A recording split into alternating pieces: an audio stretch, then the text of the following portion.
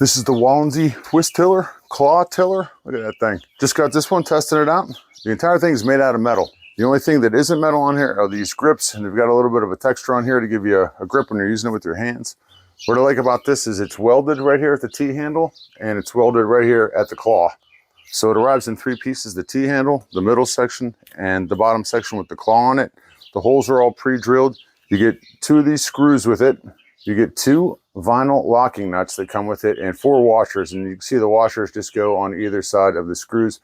And they even give you 2 wrenches to put them on. A 13 millimeter on one side and a 10 millimeter on the other side. I was able to put this together in about a minute. Super simple. The only thing you have to decide is, do you want it to be 32 inches or 36 inches?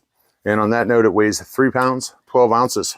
As you can see, I've got this set up at 36 inches. I'm 6'2". Could be a little taller for me, but this works great. The great thing about these claw tillers, you basically just set it on the ground and turn it, and it digs itself in. Is what I like about it. And they're great for rocky soil. This stuff just really gets in there. Now, I've tilled this a few times, but I've got clay in here, and I've got rocky soil, and it just gets through there. I mean, if you wanted to really cook, you could do it.